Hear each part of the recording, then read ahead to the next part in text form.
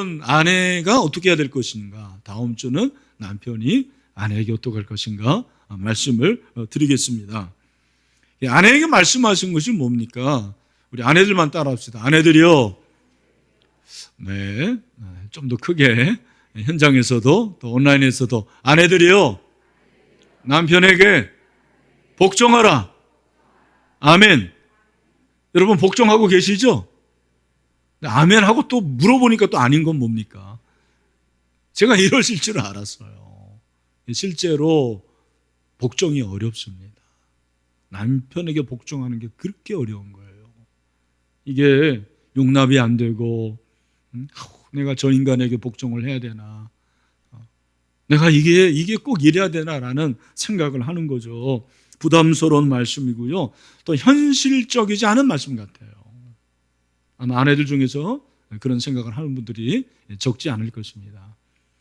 저는 여러분들에게 미리 말씀드리는 것은, 만약에 이 말씀이 아내들에게 해가 되고 독이 된다면 성경이 얘기했겠습니까? 아니잖아요. 우리 아내들에게 이게 좋은 말씀이에요. 유익이 되고 축복이 되는 말씀이니까 복종하라 그러는 거죠. 그리고 남편들에게도 이 말씀은 굉장히 중요한 거예요. 우리 남편들은 이거는 아내들의 얘기니까 나는 상관없다 그러지 마시고, 아내가 나에게 복종할 때 남편은 내가 어떻게 해야 될 것인지를 오늘 같이 한번 생각을 해보겠습니다. 저는 이 본문을 이제 세 가지 질문으로 좀 접근을 하려고 합니다. 첫 번째 질문은 왜 성경이 아내에게 먼저 권면을 했을까라는 거예요. 왜 아내에게 먼저 복종하라고 했나? 22절에 보니까 아내들이여 자기 남편에게 복종하기를 죽게 하듯 하라, 그렇게 말씀을 하셨거든요. 만약에 제가 성경을 썼더라면 부부관계에서 저는 남편에게 먼저 얘기하고 싶어요. 왜냐하면 목회를 해보니까 아내들은 정말 좀 살아보려고 하는데 남편들 중에서 관심 없는 분들이 너무 많아요. 제 개인적인 생각입니다. 이해하고 들으십시오. 가정의 문제, 부모가 문제인데요. 그 부모의 문제 중에서 3분의 2 정도는 남편의 문제인 것 같아요. 남편들 인정하십니까? 한 사람도 안 합니다. 남편들이 문제가 참 많아요. 계속 복종은 요구하지만 자기는 안 하는 거예요. 왜 아내에게 먼저 복종하라고 했을까?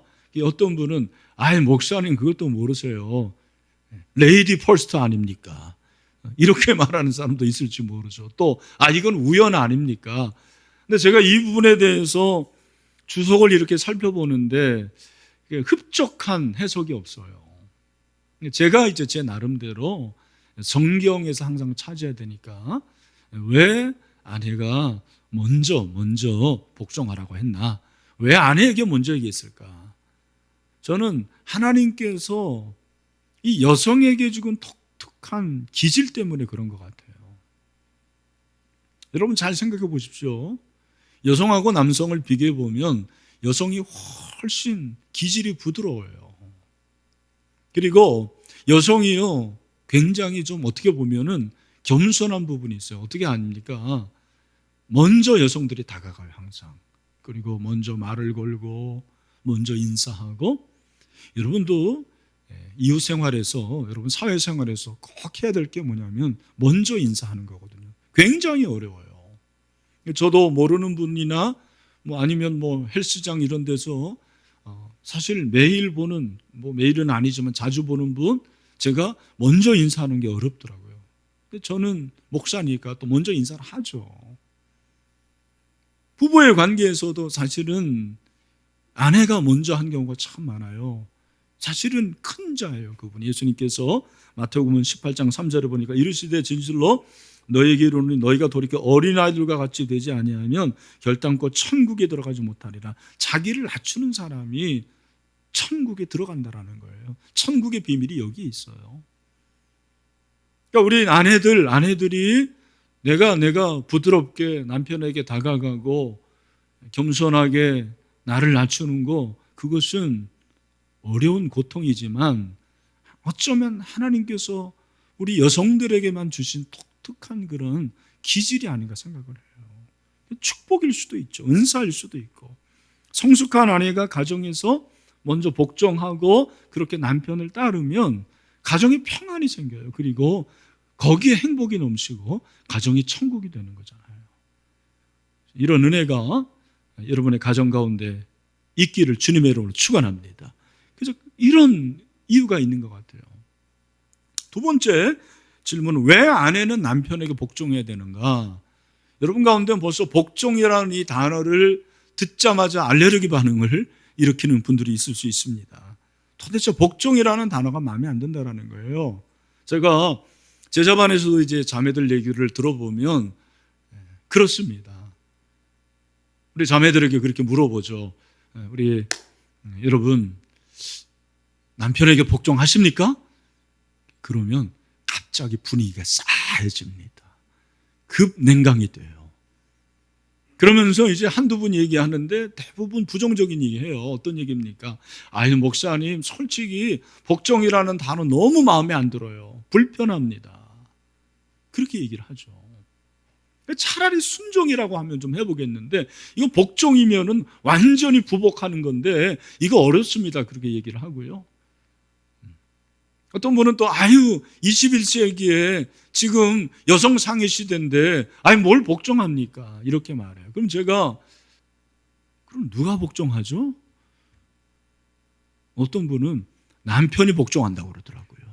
남편이 복종한대요. 이야, 남편이 복종하는구나. 훌륭한 남편이다. 그런 생각이 듭니다. 우리가 왜 복종해야 되는가? 한 가지 주목할 것은 바울이 아내들에게 사랑하라고 하지 않았어요. 이게 참 재밌는 부분이고 이게 우리가 주목해야 될 부분이에요. 사랑은 누가 하라고 그럽니까? 남편이 하라고 그래요. 아내는 복종하라고 그러는 거예요. 이유가 무엇인가? 저는 첫 번째 이유가 아내가 남편에게 복종하는 것은 사명으로 좀 이해를 해야 될 것 같아요. 복종하는 것이 사명이다 이렇게 말하기는 어렵지만 사명감을 좀 가져야 될 것 같아요. 그 말씀의 근거를 저는 창세기 3장 16절에서 찾아봤는데 또 여자에게 이르시되 내가 내게 임신하는 고통을 크게 더하리니 내가 수고하고 자식을 낳을 것이며 너는 남편을 원하고 남편은 너를 다스릴 것이니라 하시고 여기 여자는 누구를 말할 겁니까? 누굴까요? 하와죠. 하와. 그렇죠. 언제 이 말씀을 하셨죠? 하나님께서 범죄한 후에 선악을 알게 하는 나무의 열매를 따먹은 후에 하와에게 말씀하신 거예요. 자, 16절을 다시 보시면 거기 하나님께서 여성에게 어떤 거를 말씀하셨냐면 첫 번째 어떤 고통을 주신다고 그렇습니까? 임신한. 이게 뭐예요? 산거죠. 임신만 하는 게 고통이 아니고 더 큰 고통은 뭐예요? 해산하는 고통이잖아요. 산거의 고통이잖아요. 이게 그렇게 대단하다고 그러지 않습니까? 우리 남성들은 죽었다 깨나도 몰라요. 우리 어머니들, 할머니들 그렇게 산거를 진통을 3시간, 4시간, 어떤 사람은 10시간 하루 종일 하고 그 다음에 어떻습니까? 그 다음에 또 아기 낳습니다. 그렇죠. 왜? 사명이요, 사명 어떻게 보면. 여러분 오늘 16절을 다시 보면 그리고 너는 남편을 원하고 남편은 너를 다스릴 것이니라. 여기 다스린다는 얘기니까 아내는 어떻게 해요? 다스림을 받는 거죠. 이게 바로 복종이라는 거죠. 이 복종이 고통이에요. 산고와 마찬가지로 복종은 고통이에요. 왜? 죄인이니까 그렇습니다. 만약에 죄인이 아니었다면 아내가 남편에게 복종하는 것이 너무 쉬웠을 거예요. 저는 그렇게 생각합니다. 그러나 이게 어려운 거예요. 서로 죄인이니까 그렇습니다. 그런데 남편에게 복종하는 것이 고통이지만 그 고통을 하나님께서 여성에게 맡기셨다니까. 그리고 그 고통을 통해 가지고 가정을 하나님께서 만드신 거예요. 이게 질서죠. 근데 중요한 것은 이게 어쩌면 사명적인 부분이라는 거죠. 여러분이 생각할 때는 이거 너무 어렵다. 물론 맞습니다. 그런데 우리 여성들이 좀 그런 쪽으로 한번 생각하면 어떨까? 주님이 내게 주신 사명이니까 하는 겁니다. 좀 이렇게 복종을 생각하면 어떨까라고 저는 이제 제안을 해보는 거예요. 또 하나는 이거는 질서의 차원이에요. 고린도전서 11장 3절 말씀, 우리 같이 한번 읽읍시다. 시작. 그러나 나는 너희가 알기를 원하노니 각 남자의 머리는 그리스도요 여자의 머리는 남자요 그리스도의 머리는 하나님이시라. 아멘. 여기 보니까 여자의 머리가 누구래요? 남자. 아멘이십니까? 왜 머리가 남자죠? 어떤 분은 그렇게 얘기하더라고요. 왜 여자의 머리가 남자냐? 남편이 한 사람이기 때문에 그렇다. 머리는 하나잖아요. 그죠? 그렇게 말하는 사람도 있긴 있더라고요. 여기서 남자가 여자의 머리라는 거는 대표의 원리예요. 이게 대표성입니다. 마치 여러분들이 구청에 가서 주민등록 등본을 떼잖아요. 그럴 때 여러분이 이제 일반적인 정상적인 가정이라면 세대주가 누굽니까? 남편이에요. 여러분 남편이 잘나서 그런 거예요? 남편이 뛰어나서 그런 겁니까? 아니에요. 그게 그냥 대표예요, 대표. 왜 남자가 여자의 머리냐? 하나님이 그렇게 해주신 거예요. 이게 질서예요, 질서. 질서의 하나님. 하나님의 나라는 질서의 나라예요. 무질서하지 않습니다. 왜 오늘날 가정이 이렇게 무너지느냐? 저는 대표가 사라졌기 때문이라고 생각을 해요. 그런 면에서 우리 남성들이 정신 차리고 가장의 역할을 해야 되거든요. 그러나 그걸 제대로 못하는 거예요. 우리 자매들 이해해 주시고, 내 남편이 나의 머리라는 거는 나를 짓누르고 나를 통치하는 그런 개념이 아니구나. 그런 개념이 아니라니까요. 대표의 개념이라는 것입니다. 질서 때문에 그런 거예요. 한 가지 더 발전할 것은 남편에게 복종하라 이렇게 하지 않았어요. 22절 잘 보시면. 그러니까 아내들이요, 자기 남편에게 복종하기를 누구에게 하라 합니까? 주께. 주가 누구예요? 주가 사실은 주인이에요. 그 당시에 주인. 우리는 이제 영적으로 해석하니까 이게 예수님인데 주인이라는 말이에요. 종이 주인에게 하듯 하라고 그렇게 말씀을 하신 거죠. 성경에 이렇게 남편을 자기 주인으로 주인님이라고 한 분이 있더라고요. 누굽니까? 사라예요. 여러분, 사라가 믿음이 있었다라는 게 물론 여러분들이 생각할 때 믿음이 있었으니까 저 천성을 바라보다 그런 것도 있지만 사라가 아브라함에 대해서 주님이라고 그랬다니까요. 성경을 제가 댈게요. 베드로전서 3장 6절입니다. 사라가 아브라함을 뭐라고요? 주라 칭하여. 뭐라고요? 주라 칭하여 순종한 것 같이 그렇게 말씀하고 있습니다. 오늘날 아내들이 남편을 부르는데 천태만상이에요. 제일 많은 게 뭐예요? 오빠, 아빠, 자기. 제가 제일 좀 듣기 싫고 여러분에게 부탁하는데 우리 아내 여러분 제발 이 말은 하지 마세요. 야, 그러지 마세요. 야가 뭡니까? 그래도 야라고 하지 않아야 돼요. 저는 그렇게 생각을 합니다. 그런데 이 사라는 뭐라고 그랬냐면 주인이라고 그랬다는 거예요. 주님이라고 그랬습니다.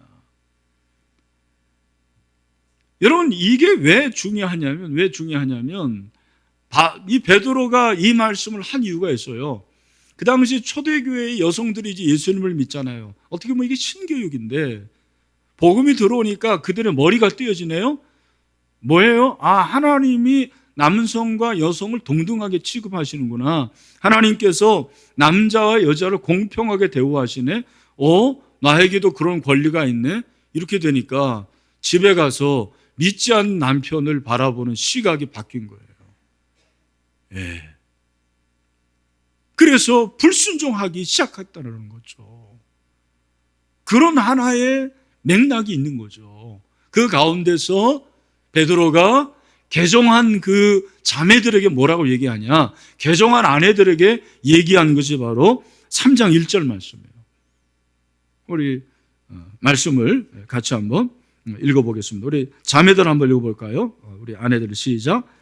아내들아 이와 같이 자기 남편에게 뭐하라? 순종하라. 이는 혹 말씀을 순종하지 않는 자라도 말모 맘지 않고 그 아내의 뭐로 행실로 말미암아 구원을 받게 하려 함이니. 아멘. 여기 보니까 말씀을 순종하지 않는 자가 누구예요? 남편이에요. 남편. 그 남편이라도 당신이 예수 믿게 됐으니까 예수 믿은 당신이 말로만이 아니고 행실, 이 행실이 뭐예요? 이 행실이 바로 순종이고 복종이라는 거예요. 내 아내가 교회에 다니더니 옛날보다 더 나를 순종하고 더 복종하고 그렇게 됐을 때 남편의 마음이 어떻겠냐라는 거예요. 이 예수님 나도 한번 믿어볼까? 그런 마음이 생긴다라는 거 아닙니까? 그런 맥락에서 지금 말씀을 하신 거예요. 그리스도인 아내들이 개종을 해도 여전히 남편에게 복종하는 거죠. 주인처럼 여기라는 거예요. 주인처럼. 이것이 우리 주님께서 우리에게 말씀하신 것입니다. 우리 사랑하는 아내 여러분, 한 가지 여러분들이 좀 양해를 하셔야 될 것은 이건희 목사가 이렇게 설교를 해도 저는 남자이기 때문에 아마 남자의 편에, 남성의 편에 조금 이렇게 기울 거예요. 그러나 제가 진짜입니다. 이번에 설교를 준비하면서 가능하면 중립적인 위치에서 우리 아내들에게 주님이 말씀하신 것이 무엇인지를 좀 가르쳐주고 싶었어요. 저의 마음을 좀 알아주시기를 바랍니다. 그리고 이건 저의 마음이 아니고 사실은 누구의 마음이에요? 우리 주님의 마음이에요. 하나님의 마음이에요. 아내들이요, 남편에게 복종하는 것을 좀 한번 사명으로 여겨봐라. 그리고 질서를 위해서 정말 주님 여기듯이 한번 해봐라고 그렇게 말씀하시는 거예요.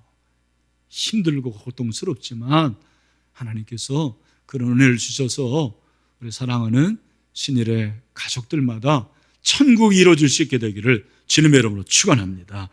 마지막으로 그렇다면 21세기 지금도 아내가 남편에게 복종해야 되는가? 어떻게 생각하십니까? 목사님 지금은 뭐 여성 상위 시대인데 이런 말씀은 맞지 않는 거죠. 여러분 절대로 그렇지 않습니다. 미국의 캘리포니아에 가면 그레이스 커뮤니티 처치가 있는데 거기 담임 목사님이 유명한 존 메가더 목사님이에요.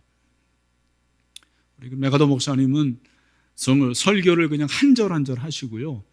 얼마나 깊게 하는지 그냥 설교가 주석으로 나와요. 대단한 분이죠. 그러니까 얼마나 존경을 받겠습니까? 근데 에베소 강해, 여기 이 강해를 하면서 그냥 성경대로 얘기한 거예요. 그랬더니 목사님들이 걱정해가지고 찾아왔더라고요. 목사님처럼 설교하면 어떡합니까? 교회 안에 있는 여성들 교회에서 떠나면 어떡합니까? 생각해 줘서 그런 거죠. 그랬더니 존 메가더 목사님이 그 목사님들에게, 그러면 목사님들은 이 성경의 진리가 21세기는 유효하지 않는다라는 말입니까? 할 말이 없는 거죠. 유효합니다. 그렇다면 어떻게 복종이 가능할까? 성경이 가능하지 않은데, 불가능한데 말씀하시지는 않을 거 아닙니까? 그 답이 23절, 24절에 있는 거예요. 여러분 23절, 24절을 같이 한번 읽어보도록 하겠습니다. 유심히 한번 보세요. 우리 다 같이 시작. 이는 남편이 아내의 머리됨이 그리스도께서 교회의 머리됨과 같음이니 그가 바로 몸의 구주시니라. 그러므로 교회가 그리스도에게 하듯 아내들도 범사에 자기 남편에게 복종할지니라. 아멘. 여기 24절에 보니까 교회가 누구에게 하듯? 그리스도에게. 그러니까 아내가 남편에게 복종하는 것은 뭐처럼 해야 되는 거예요? 교회가 그리스도에게 하듯. 왜 교회와 그리스도의 관계를 아내와 남편과의 관계로 비유했을까? 그건 이제 중요한 질문이에요. 교회와 그리스도의 관계는 어떤 관계냐면 이게 중요한 거죠. 유기적인 관계예요. 한번 따라합시다. 유기적인 관계. 그러니까 교회는 조직체예요, 유기체예요? 유기체. 조직체는 뭡니까? 상하관계가 있는 거예요. 유기체는 그게 아니에요. 생명의 관계예요. 없으면 안 돼요. 제가 입으로 지금 이렇게 설교를 하는데 이 입이 사실은 머리의 통제를 받는 거거든요. 그러면 이 입은 통제받으니까 머리보다 열등한가요? 그렇지 않거든요. 열등의 관계로 설명되지 않습니다. 교회에서 말하는 것은 이것이 유기적인 관계라는 것은 생명의 관계인데 생명의 관계는 없어서는 안 되는 거예요. 아내가 남편의 관계에서 항상 우리는 한 몸이다. 이게 참 중요한 거예요. 그러면 남편도 아내에 대해서 그런 마음을 갖는 거예요. 우리는 하나다. 유기적인 관계, 상호 책임의 관계라는 것입니다. 사실 우리 남편들이 오늘 이런 말씀을 들으면 굉장히 기분 좋지 않습니까? 오늘 오길 너무 잘했다. 집에 가가지고 아마 그럴 거예요. 여보, 오늘 목사님 설교 들었지? 당신 또 한 번 들어봐. 복종 좀 해, 복종 좀. 이렇게 말하는 분들이 있을까요, 없을까요? 있을 거예요. 그런 분들을 뭐라고 그런다? 따라합시다. 하수. 하수구가 아니고 하수예요, 하수. 여러분, 그런 걸로 접근하지 마세요. 이 말씀은 남편에게 엄청난 책임감을 부여한다고 생각을 합니다. 여러분, 교회가 예수 그리스도에게 복종했을 때 예수님이 교회를 어떻게 하십니까? 보호해 주십니다. 얼마나 철저하게 보호해 주시는지. 그분은 교회를 위해서 십자가에 죽으셨고 그게 사랑이죠. 모든 악의 세력으로부터 보호해 주시는 거예요. 우리 사랑하는 남편 여러분, 여러분의 아내를 보호하게 되기를 바랍니다. 그게 진짜 남편이라는 거예요. 그런 책임이 있습니다. 우리 주님께서 그걸 말씀하시는 거죠. 그러니까 이 말씀은 아내에게만 주시는 말씀이 아니고 남편에게 주시는 말씀이에요. 베드로가 3장 7절에서 뭐라고 얘기합니까? 우리 같이 한번 읽어보겠습니다. 시작. 남편들아 이와 같이 지식을 따라 너희 아내와 뭐요? 동거하고 그다음에 그를 더 연약한 그릇이요 또 생명의 은혜를 함께 이어받을 자로 알아 귀여기라. 이는 너희 기도가 막히지 아니하게 하람이라. 또는 그 아내를 더 연약한 그릇같이 여겨 지식을 따라 동거하고. 아멘. 내가 정말 남편이라면 그런 아내를 내가 보호할 책임이 있는 거죠. 그게 진짜 남편, 멋있는 남편이죠. 이 말씀을 마무리하면서 저는 이 말씀의 결론이 사실 원래 설교 제목에 있는 거예요. 남편 복종에 대한 불편한 진실.